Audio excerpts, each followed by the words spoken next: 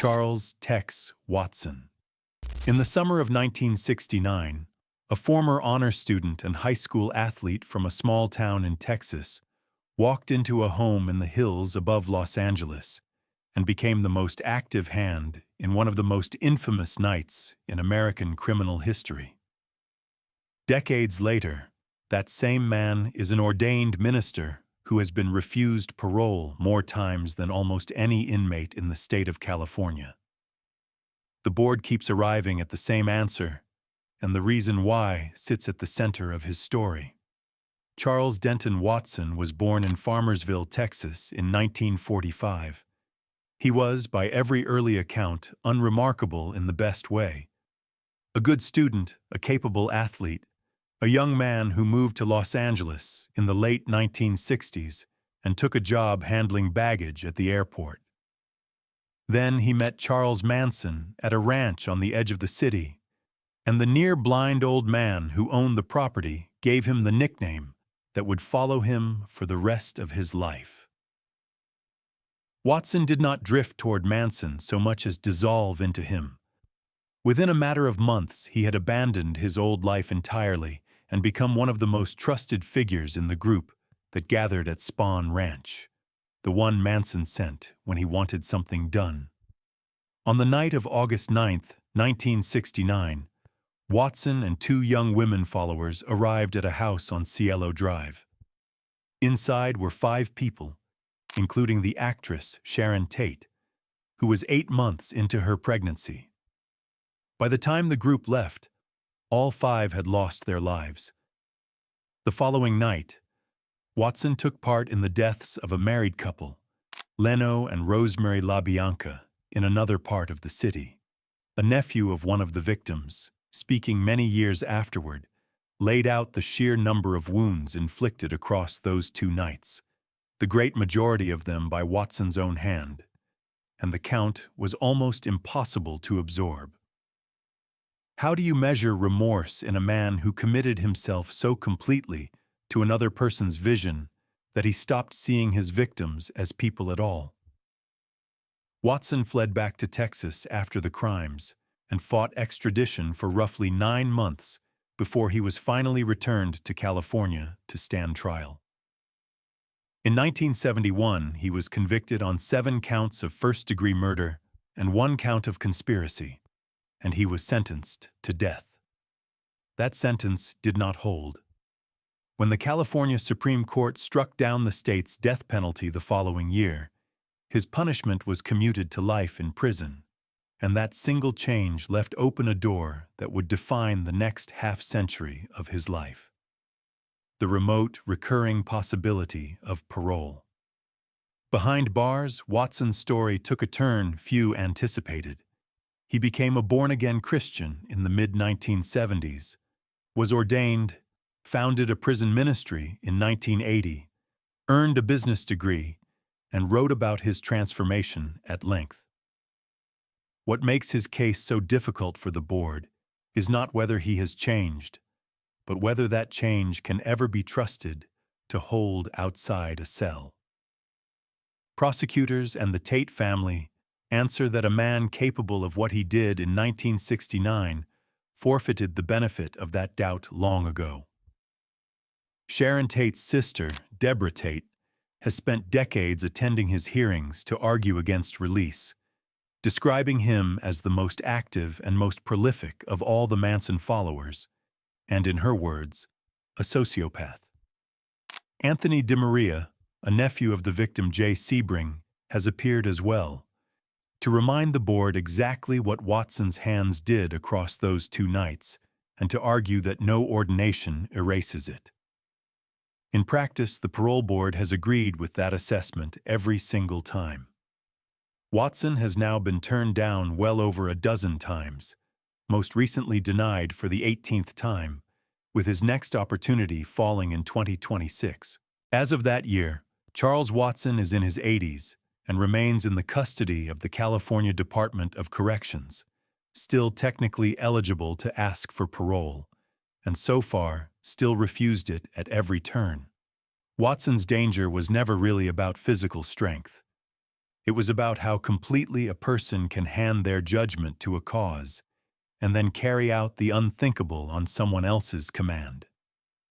A continent away, another man would take that same idea, the belief that violence could serve a larger purpose, and act on it entirely alone. Anders Behring Breivik. On a July afternoon in 2011, a man in a police uniform stepped off a boat onto a small Norwegian island, where hundreds of young people were attending a summer camp. By the time that day was over, 77 people were gone, and the man responsible would be handed a sentence that stunned much of the world for how short it seemed. 21 years. What that number leaves out is the reason he may never walk free at all. Anders Behring Breivik was born in Oslo in 1979. He was a right-wing extremist who spent years nursing a set of political grievances into something monstrous, eventually assembling a manifesto more than 1,000 pages long and signing it under a false, anglicized name. He ran a small farming operation that gave him a cover story for buying the fertilizer he needed. He has legally changed his own name more than once in the years since, but the world still knows him by the name he carried on the day he took more lives than anyone in modern Norwegian history. That day was July 22nd, 2011. Breivik first detonated a device outside government buildings in central Oslo, taking the lives of 8 people and injuring many more.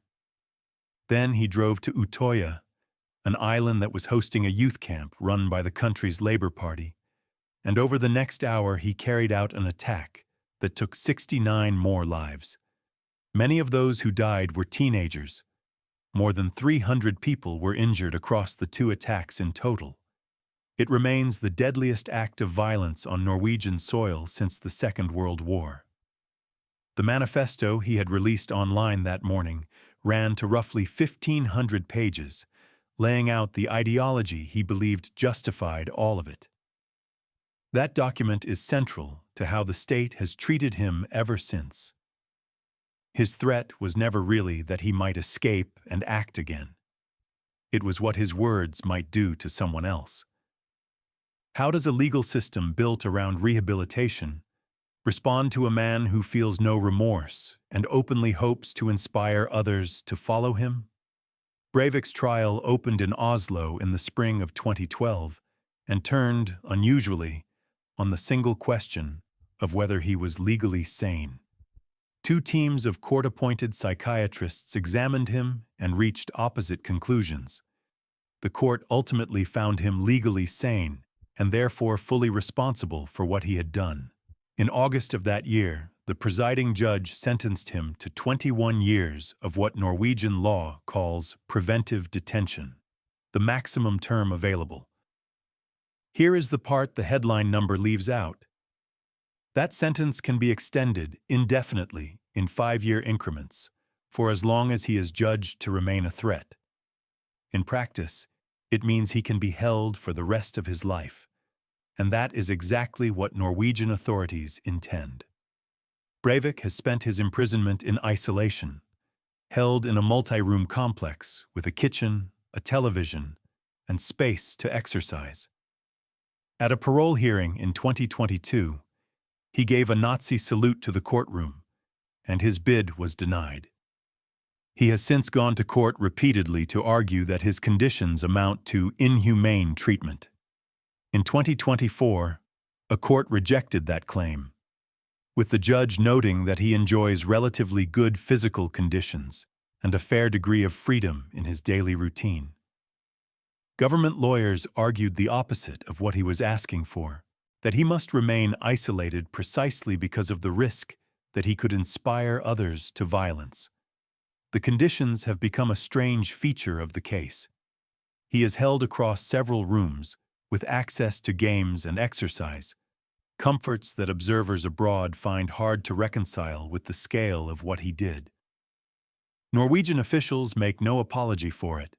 Isolation, rather than deprivation, is what keeps him from reaching the audience he still openly wants. In May of 2025, That ruling became final when Norway's Supreme Court declined to hear his appeal. As of 2026, Breivik remains in isolation in his late 40s, exactly where the state has decided he belongs. Breivik wanted the world to see him, to read his words and remember his name. The next man wanted the opposite. He worked in silence, in a quiet house in a small Belgian town, and the horror of what he did was measured not in a single afternoon, but in the months his victims spent waiting to be found. Marc Dutroux. In the mid-1990s, a former electrician in Belgium built a hidden room behind a false wall in the cellar of his house. What went on there would eventually bring an estimated 300,000 people into the streets in a single day, the largest demonstration the country had ever seen. And nearly 30 years later, this man is still generating headlines from inside his cell. Marc Dutroux was born in 1956. He was not an unknown quantity to Belgian authorities when the case that made his name began. Years earlier, he and his wife had already been convicted of abducting and abusing several young victims. He was given a sentence of more than a decade for that, and yet he was released after serving only about 3 years. You would think someone would have raised an alarm when a man like that walked free. No one did. The concealed room in his cellar was not improvised either. Dutroux built it deliberately behind a false wall, and the fact that such a place could exist at all, unnoticed, would become part of the national reckoning that followed. Over roughly 14 months in 1995 and 1996, Dutroux and his accomplices abducted 6 young victims. 2 of the youngest were taken and held during a stretch when Dutroux himself was briefly jailed over an unrelated theft, and they did not survive their captivity. 2 others were also lost. The final 2 were found alive when police finally searched his property in August of 1996. It was a witness's memory of a vehicle seen near the site of the last abduction that led investigators to Dutroux and to the 2 survivors discovered inside the house. He was also responsible for the death of one of his own accomplices, whose body was later recovered. How does a man with a record like his end up free to do it all over again?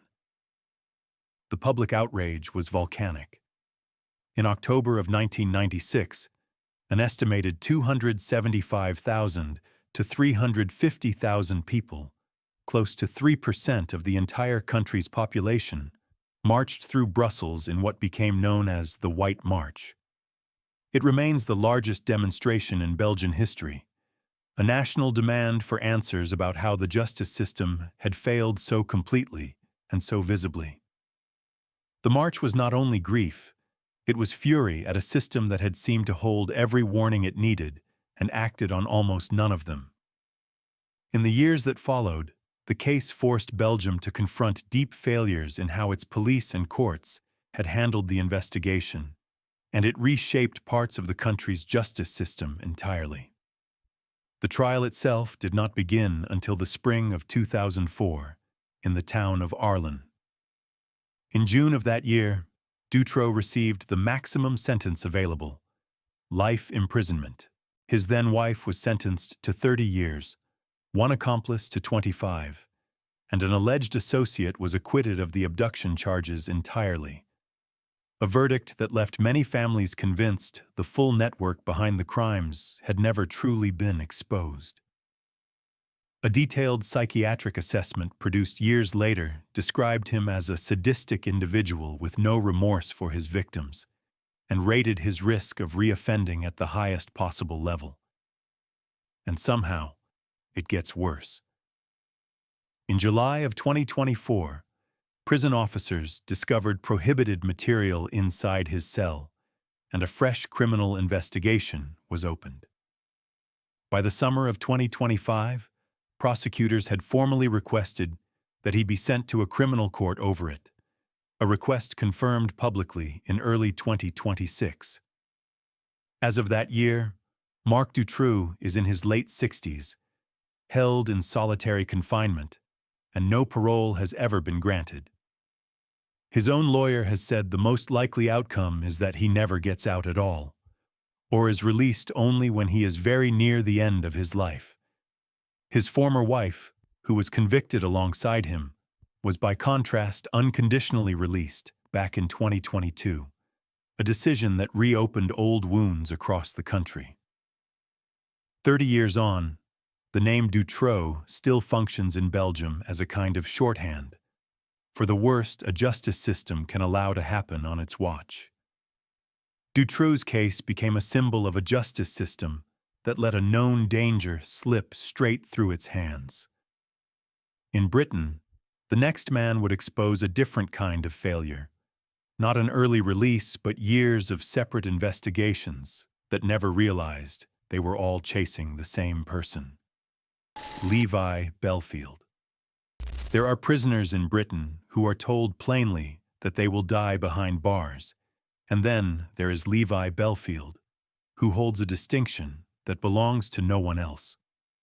He is the only inmate in the country ever given 2 whole-life orders, handed down separately, for 2 different sets of crimes. To understand how one man earned that, you have to go back to a series of attacks around southwest London that police spent years failing to connect. Levi Belfield was born in 1968 and grew up on a council estate in southwest London. His father passed away when he was a boy. By the age of 13, he was already known to police for burglary and car theft.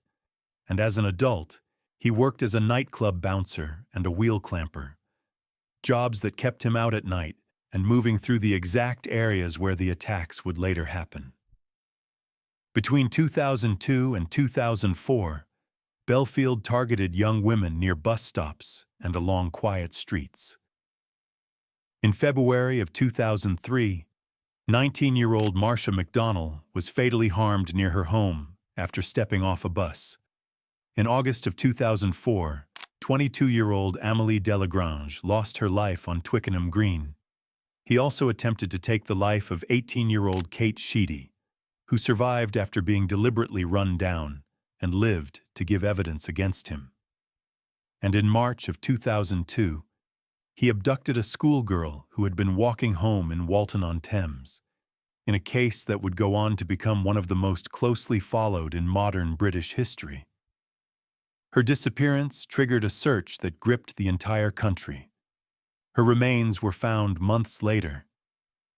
How do you catch a man whose crimes look, on the surface, like they belong to 3 or 4 completely different investigations? For a long time, the attacks were treated as separate, unrelated cases. It was the same brutal method, a vehicle turned into a weapon against lone women at night, that eventually led detectives to see a single hand behind all of them.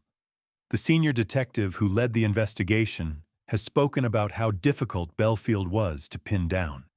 A man who was careful, constantly mobile, and familiar enough with those streets to avoid the obvious mistakes. The breakthrough came only when investigators finally connected the pattern. In February of 2008, Belfield was convicted of the attacks on McDonnell, Delagrange, and Sheedy, and the judge handed him a whole-life order, meaning he would never be released. He refused to come up from the cells to hear it read out, an act of contempt for the court and for the families sitting in it. 3 years later, in June of 2011, he was convicted at the Old Bailey of the schoolgirl's abduction and death, and given a second whole-life order, making him the first prisoner in Britain ever to receive 2. In a country where such orders are reserved for only a handful of the very worst offenders, having 2 for 2 entirely separate sets of crimes placed him in a category all his own. That same detective had, by then, summed him up plainly: cunning and violent. Even from prison, Belfield has stayed in the headlines. In 2024, he applied to enter a civil partnership behind bars, and the government moved to block it. A new law brought in under the Victims and Prisoners Act barred whole-life prisoners from marrying at all, and the Justice Secretary said that victims should never have to watch those who commit the most depraved crimes enjoy the very moments in life that were stolen from the people they loved. As of 2026, Levi Belfield is in his late 50s and serving 2 whole-life orders with no possibility of parole. He has also reportedly confessed to other crimes. Among those unproven claims is a reported confession to the harm done to a mother and her young daughter in the 1990s, a crime for which another man was convicted and imprisoned. Investigators have never been able to substantiate it, and it remains one of several loose threads that trail behind his name. Belfield's crimes stayed hidden for years because no one connected them to one another. The last man on this list stayed hidden for a very different reason. He was caught and convicted and locked away, and still managed to keep one secret buried for almost 2 decades. Stephen Wright. For 18 years, Stephen Wright said nothing. Convicted of taking the lives of 5 women in the space of 6 weeks, he never admitted to any of it, never explained himself, never confessed. And then, in early 2026, from inside prison, he suddenly pleaded guilty to a crime from 1999 that no one had ever tied to him. Stephen Wright was born in Norfolk in 1958, the son of a military policeman. His mother left the family when he was 6.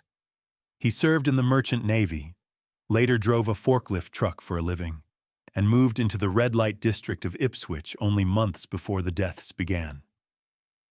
To those around him, Wright was unremarkable, a quiet, middle-aged man with a steady job and no visible history of violence, which was part of what made the case so unsettling once his name finally surfaced. His victims were 5 women whose lives had been made vulnerable by addiction and by the work that addiction had pushed them into. They were Gemma Adams, Tanya Nicole, Annalie Alderton, Paula Clennell, and Annette Nichols, and one of them was expecting a child.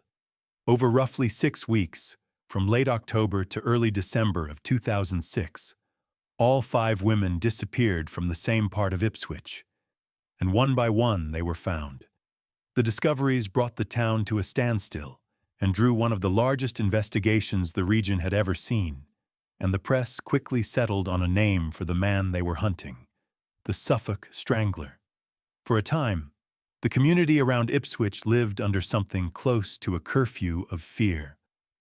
When the forensic work came back, the DNA and fibers linking Wright to the victims were, in the end, overwhelming. So what drives a man to take 5 lives within such a small window, in such a small area, almost as though he wanted to be caught? Wright's trial took place at Ipswich Crown Court, and in February of 2008, after around 8 hours of deliberation, the jury found him guilty on every count. The judge imposed a whole-life order, describing the crimes as a targeted campaign against vulnerable women, and told Wright directly that although drugs and the dangers of the streets had put these women at risk, it was neither drugs nor those streets that had ended their lives. It was Wright. Why he did it, the judge said, might never be known. A whole-life order is the most severe sentence available in England, and it meant Wright would leave prison only when he died. For 18 years, that was where the story rested, and that silence left the families of 5 women without any explanation at all. Then, in February of 2026, Wright appeared at the Old Bailey and did the one thing he had never done.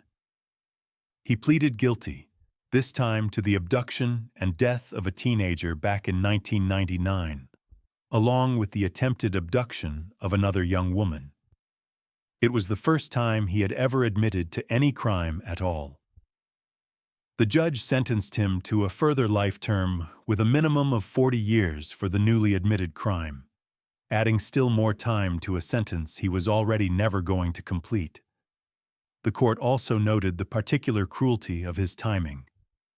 By holding out until almost the day of trial, Wright had ensured that the young victim's mother, who had died only months earlier in December of 2025, went to her grave without ever learning that the person responsible for her daughter's death had finally been brought to justice. The older case had gone cold for years, a disappearance that predated the Ipswich crimes, and that no one had connected to Wright until long after he was behind bars. For the family who had waited more than 2 decades, the admission came far too late, confirming only what they had long feared from a man who offered nothing beyond the plea itself. As of 2026, Stephen Wright is in his late 60s and serving a whole life order, with the new life sentence now attached to it. What began as 5 confirmed victims has become 6. Wright buried a single secret for the better part of 2 decades before the truth finally caught up with him. The next case is about a partnership that hid many, and about the one half of it who even now has never once admitted to any of it. If you're liking this video and you're not subscribed yet, now's the time. We drop new cases every day. Subscribe so you don't miss the next one. Rosemary West. For years, the woman who lived at 25 Cromwell Street in Gloucester was known to the neighborhood children as Auntie Rose, a familiar and unthreatening face on an ordinary street. At least that is what the street believed. Behind the front door of that house, Rosemary West and her husband were responsible for a run of crimes so grim that the building itself would eventually be torn down and wiped from the map entirely. Rosemary West was born Rosemary Letts in 1953. She met Fred West when she was still a teenager, and the two married in the early 1970s. Together, they turned their home into a place that would earn one of the ugliest names in British criminal history: the House of Horrors. Over the years that followed, that address would become shorthand for a level of cruelty the country had rarely seen. Between 1971 and 1987, the Wests took the lives of at least 10 young women and girls. Among them were a young stepdaughter of Rose's, and years later, the couple's own daughter, both of them children whose disappearances were explained away for a time with lies. The others were young women who had come into the couple's orbit as lodgers or acquaintances, including a university student and a young woman who was expecting a child. Investigators would eventually recover the remains of the victims from the house and its grounds, the home the family had gone on living in the entire time. The truth surfaced in 1994, when police began excavating the garden and the cellar at Cromwell Street. What had started as a missing persons inquiry grew, day by day, into one of the largest and most harrowing investigations the country had ever seen. Fred West was arrested, and as the scale of the recovery became clear, the case dominated the national news for months.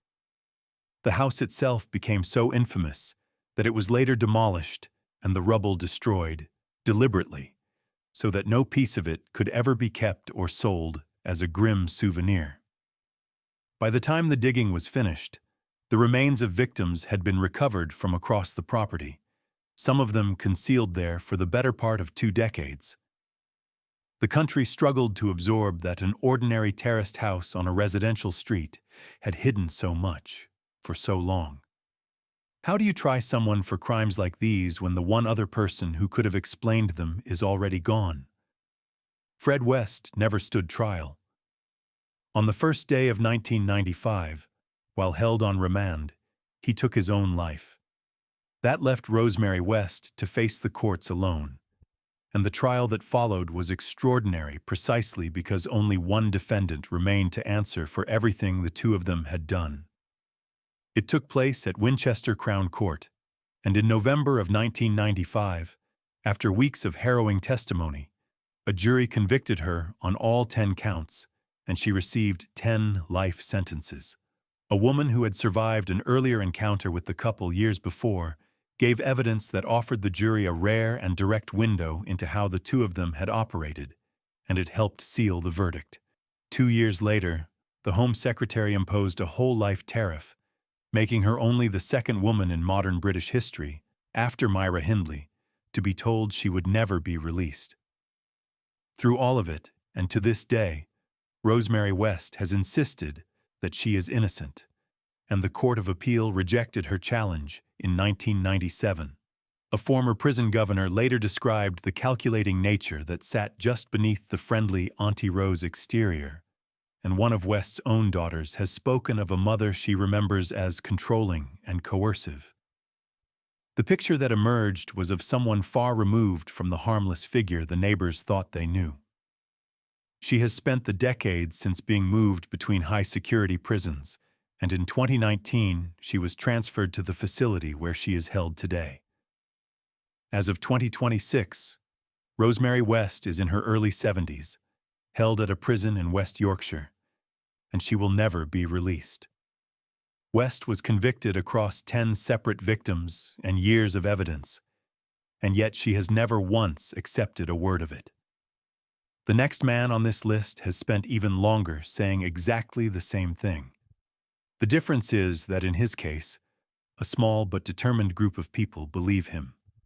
Jeremy Bamber. On a summer night in 1985, 5 members of one family lost their lives inside a remote farmhouse in the Essex countryside. Police first believed the tragedy had come from within the family itself, that one troubled member had turned on the others and then herself. More than 40 years later, one man is still serving a whole life sentence for those deaths, and he has never stopped insisting that he had nothing to do with them. His name is Jeremy Bamber. He was born in 1961 and adopted as an infant by Neville and June Bamber, a well-off farming couple in Essex. When the case against him was eventually built, it rested on a single, cold motive: a large family inheritance. On paper, Bamber had every reason to want the family gone, and the estate that would pass to him ran to a substantial sum. During the night of the 6th into the 7th of August, 1985, the household at White House Farm was wiped out. Among those who lost their lives were Bamber's adoptive parents, his adoptive sister Sheila, who had been diagnosed with schizophrenia, and Sheila's 2 young children. At first, investigators accepted what the scene appeared to show, that Sheila had been responsible and had then taken her own life. But the longer they looked, the more the picture shifted. Prosecutors came to believe that Bamber had used his father's rifle and then carefully staged the scene to point at his sister. A sound moderator found afterward, carrying traces of Sheila's blood, became a central piece of the case, because its length would have made it almost impossible for her to have fired the final shot herself. If the scene really did point to someone inside that house, how did suspicion end up landing so completely on the one member of the family who had not even been there? The case against Bamber leaned heavily on the account of his former girlfriend, Julie Mugford, who told police that he had implicated himself to her, and on the physical evidence of that sound moderator. In October of 1986, a jury convicted him by a majority of 10-2, and he was given 5 life sentences. The trial judge remarked that he found it hard to imagine it would ever be safe to release a man capable of ending the lives of 2 young children in his own family. What began as a recommended minimum of 25 years was later raised to a whole life tariff. The jury split 10 votes to 2, hinted at how finely balanced the evidence had looked even at the time, and that same division has fueled the argument over his guilt in every year since. Bamber has fought that conviction for 4 decades, longer than almost anyone else in the British prison system.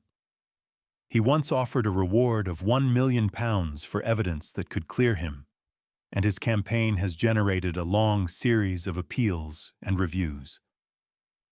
In 2004, he was attacked by a fellow inmate and needed 20 stitches. His own extended family, however, has remained convinced of his guilt, and they have spoken out repeatedly over the years to say so. The case has never fully left public debate, in part because so much of it turned on how the scene was first read and on the order in which events were assumed to have happened that night. His supporters argue that the original investigation made up its mind too early, and that evidence which might point elsewhere was never given the weight it deserved. In July of 2025, the Criminal Cases Review Commission declined to send his case back to the Court of Appeal, having examined several of the grounds he raised while continuing to look at the rest. The decision landed while the commission itself was in the middle of a leadership crisis, with both its chair and its chief executive departing that same year. As of 2026, Jeremy Bamber has spent 40 years behind bars, is in his mid-60s, and remains exactly where he has been since 1986, still maintaining that he is innocent. Bamber's case is defined by doubt, by the question of whether the man in the cell is truly the man who did it. The next name on this list carries no such doubt. What makes it unsettling is how ordinary, how liked, and how trusted he was in his own community, right up until the moment the truth came out. William Lester Suff. In Riverside County, California, there was a county warehouse clerk who was known around town as friendly and community-minded, a man who once won a local chili cook-off. For roughly 5 years, that same man was cruising the streets after dark and taking the lives of women, leaving them in orange groves and empty lots. And the most chilling part of his story is that it did not begin in California at all. William Lester Suff was born in 1950. He was the eldest of 5 children and a skilled musician, the kind of man neighbors would later describe as helpful and entirely unremarkable. But long before Riverside, there was Texas. In 1973 in Texas, Suff and his then-wife were responsible for the death of his own young child. He was sentenced to 70 years for it, and yet, as happened again and again in these cases, the system did not hold him. 70 years on paper, and he walked free in roughly 10. He resurfaced in Riverside County, took a steady job, and settled into the life of an ordinary, well-liked local. And between 1986 and 1991, he took the lives of a series of women, most of them sex workers, cruising the red light districts after dark and leaving their bodies in the orange groves and open ground around Lake Elsinore. For years, the deaths mounted, while the man responsible remained one of the most trusted faces in his own neighborhood. Investigators would eventually come to suspect him in as many as 22 deaths, far more than he was ever charged with. How does a man convicted of taking a child's life end up free to hunt again barely a decade later? Suff was caught in January of 1992, when a routine traffic stop led officers to forensic evidence inside his van, the small mistake that finally connected the friendly clerk to the bodies in the groves. The case went before a Riverside County jury, and in August of 1995, they convicted him of 12 of the 13 counts of murder he faced, along with 1 count of attempted murder. When it came time to decide his fate, the jury took only 10 minutes to return death verdicts on every single count. That is not a typo. 10 minutes. In October of 1995, he was formally sentenced to death, and the district attorney called him the very definition of a man who deserved it. Suff has always maintained his innocence. For years, he sat on death row at San Quentin, but California's handling of its condemned prisoners changed around him. Under a state program completed in 2024, the entire death row population was moved off San Quentin and into general population housing at other secure prisons, all while a moratorium on executions stayed firmly in place. For the families of his victims, the years since the verdict have brought a strange new uncertainty. California has not carried out an execution in nearly 2 decades, and the state's decision to empty its death row of even its most notorious inmates means men like Suff now live out their sentences in ordinary prison housing, condemned on paper, but in no real danger of the punishment a jury handed down. For much of the public, the hardest part of the Suff case to absorb was never the number of victims. It was the ordinariness of the man behind them, a quiet, helpful clerk who blended so completely into daily life that those around him never saw a trace of what he was. He remains under a sentence of death that the state currently has no intention of carrying out. And in August of 2024, authorities announced that Suff had been tied to yet another death, dating back to 1986, that of a 19-year-old woman, after he confessed to detectives during a jail interview 2 years earlier. It was a reminder that even a case this old and this thoroughly prosecuted may still be missing names. As of 2026, William Lester Suff is 75 years old, and he remains under sentence of death. Suff hid behind a steady job and a familiar face inside one fixed community. The next man had no fixed community at all. His territory was the open road, thousands of miles of interstate highway, and that made him one of the hardest kinds of offender to catch, and one of the hardest to ever fully account for. Robert Ben Rhodes. For years, one of the most prolific serial offenders in America, did not have a hometown, a neighborhood, or a fixed address of any kind. He lived in the cab of a long-haul truck, and he had turned that cab into something far worse than a place to sleep. By the time investigators understood what he had been doing out on the road, they feared the real number of his victims might run well into the dozens.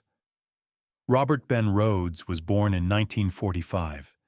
He had served in the Marine Corps, but left with a dishonorable discharge, and he found work as a long-haul trucker, a job that kept him in constant motion across state lines.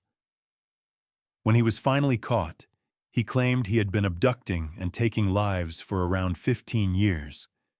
He had fitted out the sleeper section of his cab with restraints, turning the one space that was entirely his own into a place his victims could not escape, and then simply driving on to the next state. What Rhodes did inside that truck is among the most disturbing material on this entire list, and it is best left to the legal record. He was confirmed to have taken the lives of at least 2 couples across 1989 and 1990.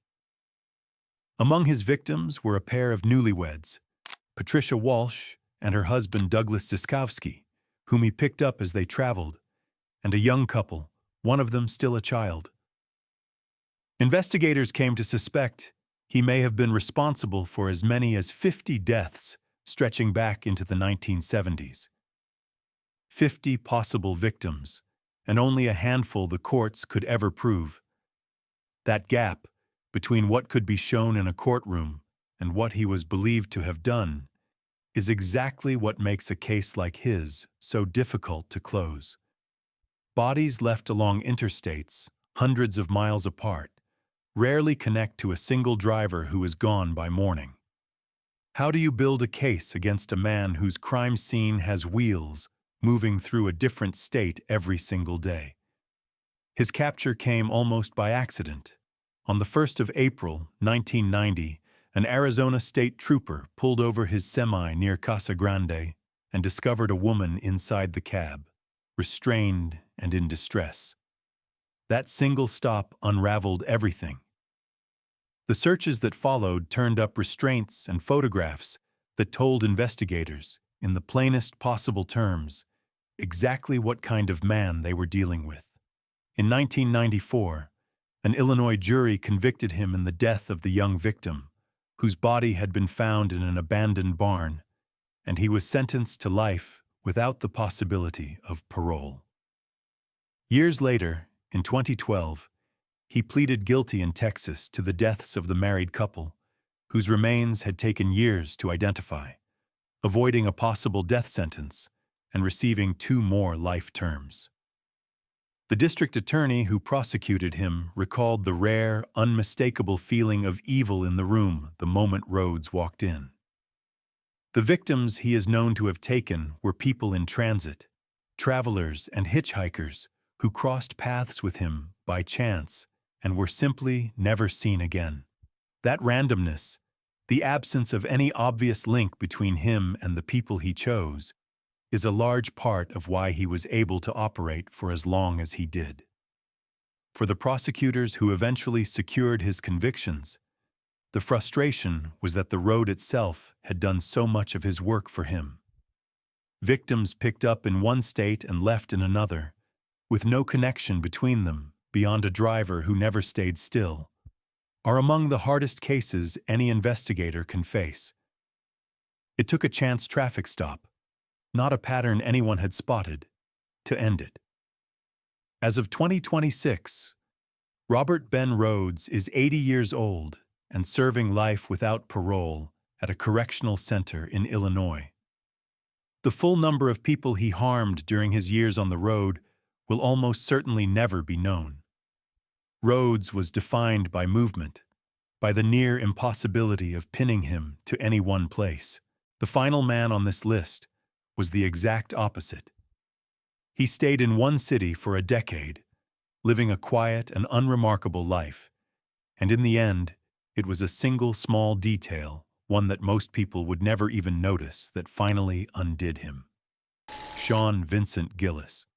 For 10 years, a computer operator in Baton Rouge, Louisiana, lived a life so unremarkable that almost no one around him gave him a second thought. In that same decade, he quietly took the lives of 8 women, and when he was finally caught, it was not through a manhunt or a witness who came forward, but through a single tire track left in the dirt. Sean Vincent Gillis was born in Baton Rouge in 1962. His father struggled with alcohol and mental illness and left the family early, and Gillis was raised mostly by his mother and grandparents. He was mild-mannered, forgettable, and carried only the smallest of records before the crimes began. Between 1994 and 2004, Gillis took the lives of 8 women in and around Baton Rouge, beginning with an 82-year-old woman and continuing across the next 10 years. He did not simply take their lives. He subjected their bodies to acts so disturbing that investigators and prosecutors would later struggle to put them into words at all. For much of that period, his crimes were overshadowed by another man who was taking lives in the same city at the same time, and that grim overlap helped Gillis stay in the shadows even longer. While the region searched for one man, a second was operating in plain sight, hidden by the very attention aimed at the first. For years, the two sets of crimes were tangled together in the public mind, and untangling them would cost investigators time they did not know they were losing. How does a man commit crimes this extreme in one city for 10 years without a single person ever suspecting the quiet man next door? The break came from something almost absurdly small. Near the body of one of his victims, investigators found a distinctive tire track made by a particular Goodyear model that had been sold only about 90 times in the entire Baton Rouge area. And no, that number is not an exaggeration. That narrow trail led police to Gillis, then to a DNA sample that matched evidence from the scenes, and then to his arrest in April of 2004. He confessed with an ease that unsettled even the detectives who took his statement, walking them calmly through crimes that had gone unsolved for a decade. In 2007, he pleaded guilty to second-degree murder in one case, and in July of 2008, a jury found him guilty of first-degree murder in another, though it deadlocked on whether he should face death, and the judge imposed a life sentence instead. A further life sentence followed in 2009, and he was ultimately handed multiple life terms with no path to release. A former prosecutor described the way he had posed one victim's body near a dead-end sign as a kind of private, sickening joke to him. What has lingered about Gillis, more than the details of any single crime, is the distance in his own voice when he describes them. There was no rage in him, no obvious madness, only a mild, agreeable man who went to work, came home and did what he did in between without ever seeming to feel it. In letters written from prison, Gillis reflected on his own crimes with a flat, clinical detachment. At one point admitting that he did not understand what was wrong with him, and at another simply calling himself pure evil. It is that gap between how unremarkable he seemed and what he was capable of that has kept his case in the minds of the people who worked it. For a decade, Gillis had moved through Baton Rouge without ever drawing serious suspicion, holding down a steady job and keeping to himself while the city's fear was fixed on someone else entirely. When his name finally surfaced, the people who had known him could not reconcile the mild, forgettable figure they remembered with the scale of what he calmly admitted. As of 2026, he is in his early 60s and held at the Louisiana State Penitentiary, kept in protective segregation at his own request because of how notorious his case had made him. Every one of these 10 men is still alive, still locked away, and still, in the eyes of the systems that hold them, far too dangerous to ever be allowed to walk free. Their names may fade from the headlines, but behind those walls, their stories are simply still going. Thanks for watching. Click here for the next video.